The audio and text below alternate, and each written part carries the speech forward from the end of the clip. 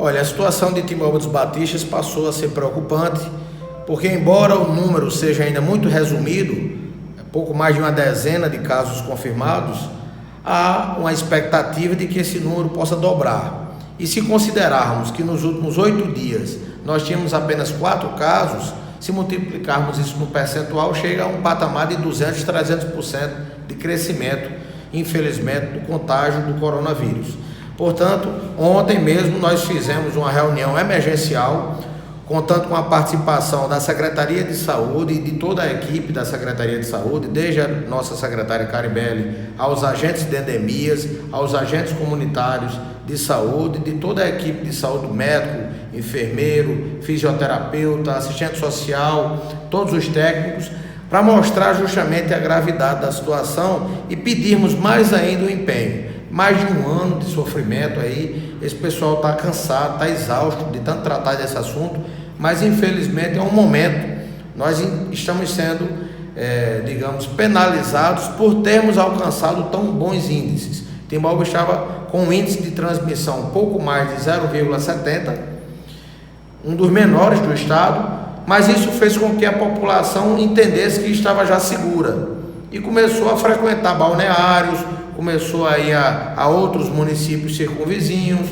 começou a se confraternizar em casa mesmo, reunindo muita gente, começou a andar sem máscara, sem se proteger, começou a andar nos supermercados e aglomerar nos mercadinhos, e tudo isso infelizmente colaborou para que houvesse esse crescimento considerável, vertiginoso dos casos de Covid em Timor.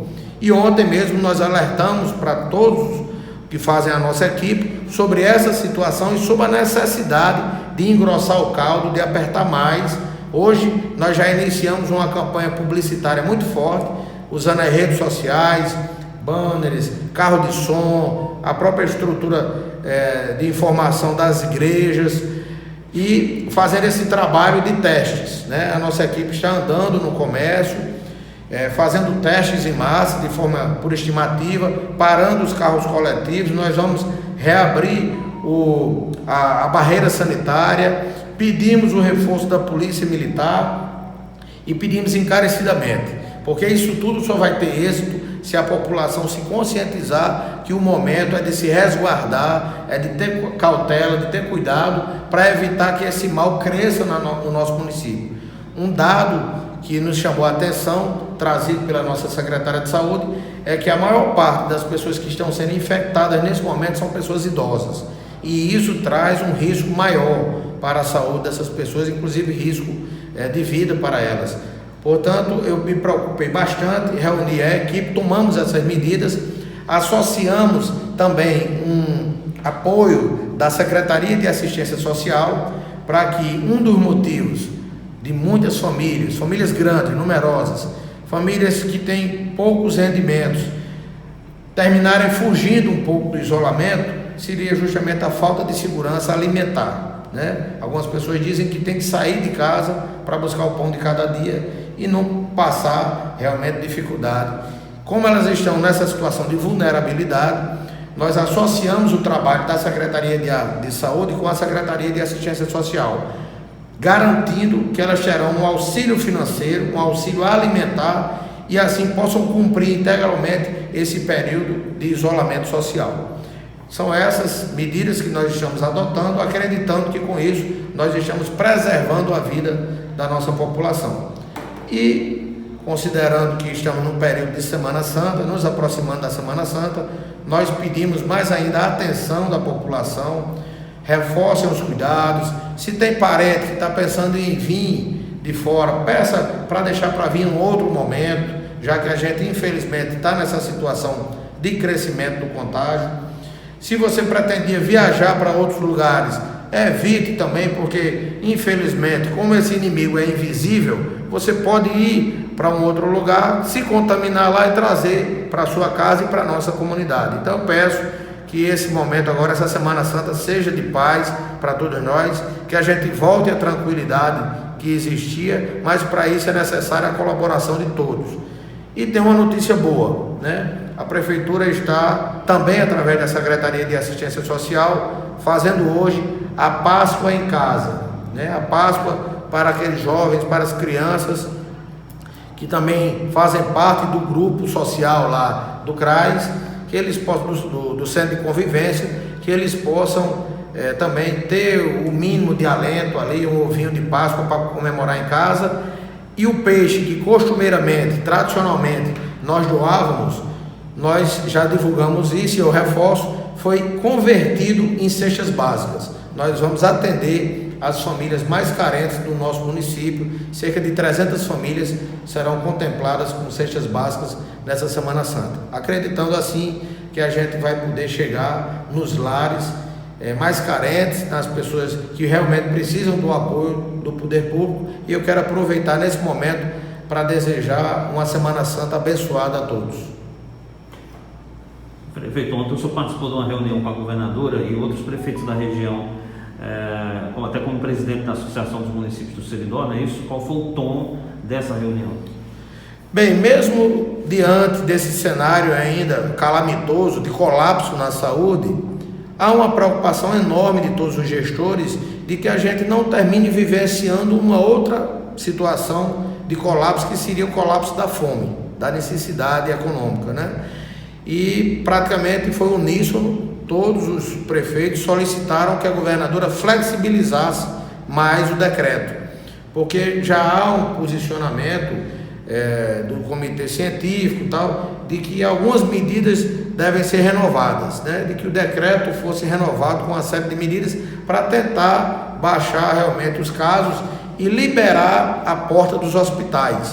Eu passei, infelizmente, uma situação particular, pude testemunhar isso. Semana passada estava com um parente meu muito próximo, numa situação delicada, precisando de uma semi-UTI, de uma vaga no hospital, e dentro da ambulância, rodando em Natal, rodando em Caicó, em canto nenhum tinha vaga.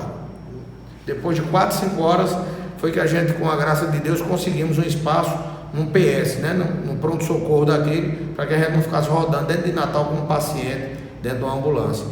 Então é verdadeira essa situação, é necessário realmente fazer um sacrifício, todos têm que se solidarizar com isso, para que a gente consiga realmente diminuir esses números.